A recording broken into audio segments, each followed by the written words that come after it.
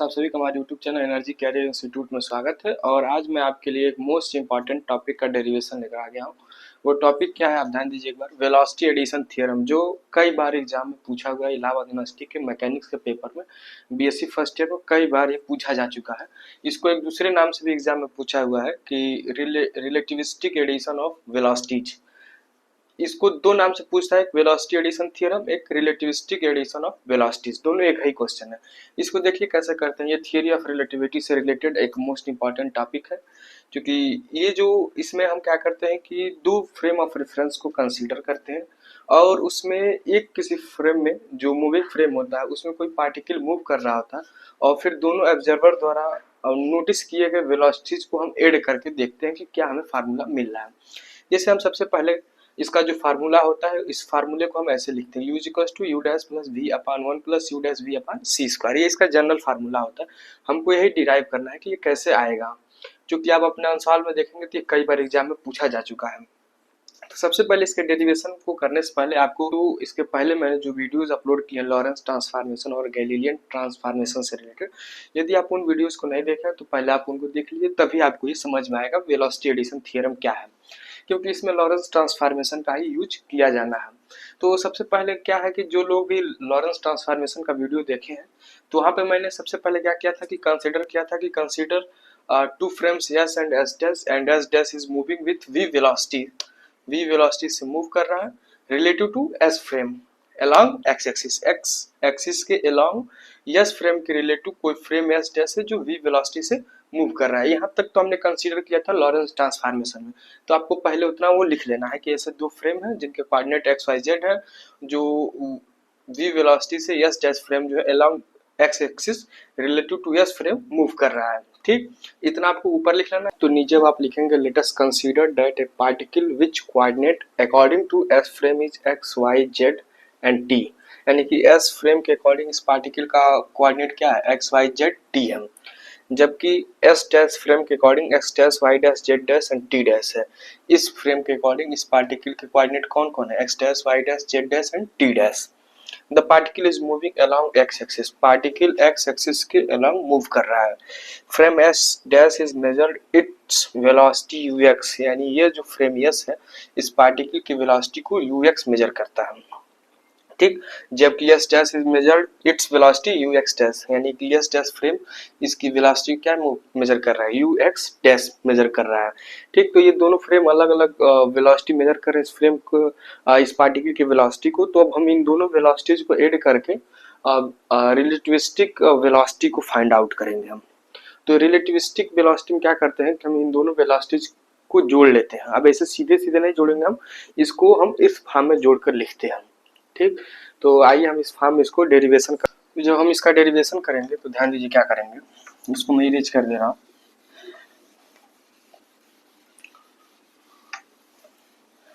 यहाँ पे आप लिखेंगे for yes frame of reference,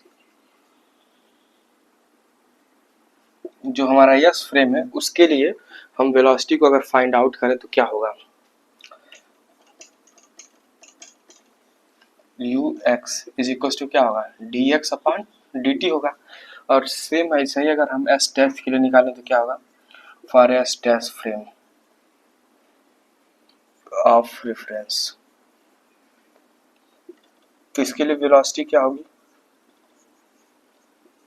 you x dash is equal to d x dash upon d t dash. ठीक, अब देखिए इसके डेरिवेशन को करने के लिए आपको लॉरेंस ट्रांसफॉर्मेशन आना चाहिए। लॉरेंस ट्रांसफॉर्मेशन अगर आपको आ रहा है तो आप इजीली इसको कर सकेंगे। और देखिए जो स्टूडेंट इसको कर लेगा वो रिलेटिविस्टिक मास का भी डेरिवेशन कर लेगा, और जो रिलेटिविस्टिक मास का डेरिवेशन कर लेगा वही रेड्यूस्ड मास का डेरिवेशन कर पाएगा। रेड्यूस्ड मास जो आता है ना उसका डेरिवेशन आप तभी कर पाएंगे, यानी कि ये तीनों थियरम जो है एक दूसरे से रिलेटेड है। तो पहले मैं इस थ्योरम को कराऊंगा, फिर इसके बाद वाली वीडियो में रिलेटिविस्टिक मास को कराऊंगा, फिर उसके बाद वाली वीडियो में हम आपको रिड्यूस्ड मास का स्पेशल वीडियो बनाएंगे। ठीक, तो आइए हम सबसे पहले अब हम यहाँ पर using Lorentz transformation, using Lorentz transformation,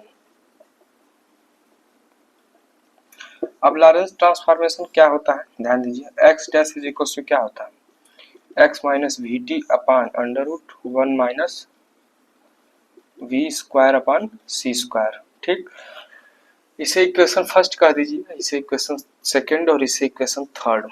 और एक क्या होता है, y dash is equal to y and z dash is equal to z, इसे इक्वेशन फोर्थ कह दीजिए। और टी डैश की वैल्यू क्या होती है, टी डैश की वैल्यू होती है t minus v x upon c square upon under root one minus v square upon c square. इसे आप इक्वेशन नंबर 5 कह दीजिए। अब ध्यान दीजिए इसको मैंने क्यों लिया, यहाँ पर हमको चाहिए डी एक्स डैश की वैल्यू और डी टी डैश की वैल्यू। अगर हम इसको डिफ्रेंशिएट कर दें तो यहाँ से डी एक्स डैश की वैल्यू निकल जाएगी और इसको डिफ्रेंशिएट कर दो तो डी टी डैश की वैल्यू निकल जाएगी। तो हम इक्वेशन 3 और 5 को डिफ्रेंशिएट करके इसकी वैल्यू की इक्वेशन सेकंड में रखेंगे। ठीक, तो इसको आप नोट कर लीजिए पहले, इसे आप नोट कर लिए होंगे, मैं इसको इरेज कर दे रहा हूँ।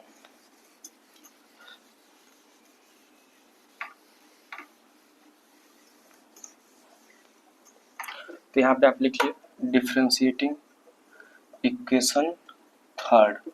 जब इक्वेशन थर्ड को डिफ्रेंशिएट करेंगे तो क्या होगा, ये d x dash is equal to, ये क्या होगा, d x minus we D T upon under root one minus v square upon c square. ठीक, इसको डिफ्रेंशिएट करेंगे इक्वेशन नंबर 5 को, डिफ्रेंशिएटिंग इक्वेशन 5, इक्वेशन 5 को डिफ्रेंशिएट करेंगे तो क्या मिलेगा, d t dash is equal to d T minus, ये क्या होगा, v upon c square into d x upon under root one minus v square upon c square. अब इसे इक्वेशन नंबर 6 कह दीजिए और इसे इक्वेशन नंबर 7 कह दीजिए। अब लिखेंगे putting the value of equation 6 and equation 7 in equation number second, इसमें हम रखेंगे। और ध्यान दीजिए इक्वेशन हमारा यू एक्स बराबर क्या हुआ है, इन सभी को मैं इधर लिख दे रहा हूँ, d x upon D t है और एक है u x dash is equal to d x dash upon D t dash. ठीक, तो बस अभी हम इस वैल्यू को रख के आगे सॉल्व कर लेंगे हम। तो ध्यान दीजिए जब हम इसमें आके हम सॉल्व करेंगे, ये हमारा इक्वेशन सेकंड था, तो यहाँ पे लिखेंगे putting the value of equation 6 and 7 in equation second. जब इक्वेशन सेकेंड में आप रखेंगे तो क्या मिलेगा, you x dash is equal to d x dash की वैल्यू ऊपर रहेगी, d x minus we D T upon under root one minus v square upon c square, और फिर पूरे के बट्टे में डी टी डैश की वैल्यू यानी ये d T minus v upon c square D x upon under root one minus v square upon c square.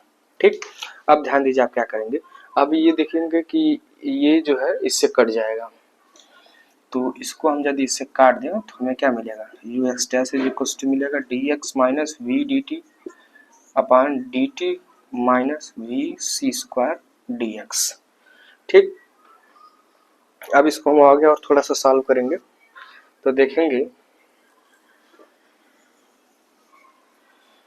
हमको D x upon D T, यानी हम क्या कर रहे हैं कि इसमें हम डी टी से डिवाइड कर दे रहे हैं, इसको हम क्या करेंगे अब डी टी से डिवाइड कर देंगे, dividing D T. D t से डिवाइड इसलिए कर रहा हूँ क्योंकि इक्वेशन में जो है D x upon D T हमको लाना है, तो यहाँ पर डी एक्स ऑलरेडी हम यहाँ डी टी से डिवाइड कर दें तो आ जाएगा इजीली। तो u x dash is equal to क्या होगा, d x upon D T minus v, और डी टी से डी टी कैंसिल हो गया, अपान यहाँ पे फिर one minus v upon c square D x upon D t. Now u x dash is equal to क्या हो जाएगा, ये d x upon D t की वैल्यू क्या है, यू एक्स है, minus v upon one minus we C square u x. यहाँ पे आप लिख भी सकते हैं since u x is equal to d x upon D t, और इसको इरेज कर दीजिए, इसका यूज हो चुका है। ठीक, अब क्योंकि हमको लाना क्या है, आप ध्यान दीजिए, हमको जो प्रूफ करना है वो हमको प्रूफ करना है ये कि u is equal to u dash plus v upon one plus v upon c square u dash, हमको ये प्रूफ करना है। तो देखिए कैसे प्रूफ करेंगे, हम यहाँ पे ट्रांसफॉर्मेशन का यूज कर रहे हैं, लिखेंगे फॉर ट्रांसफॉर्मेशन।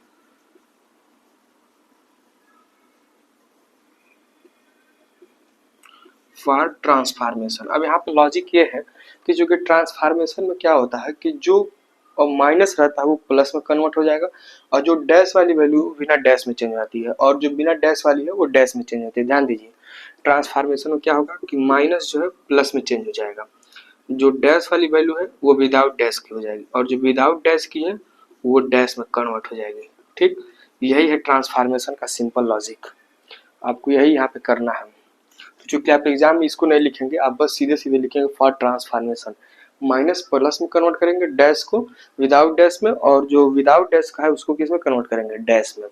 तो ध्यान दीजिए, जब हम इसको आगे प्रोसीड करेंगे, इधर वाला आप नोट कर लिए होंगे, मैं इधर वाली वैल्यू को ये सारी चीजें इरेज कर दे रहा हूँ।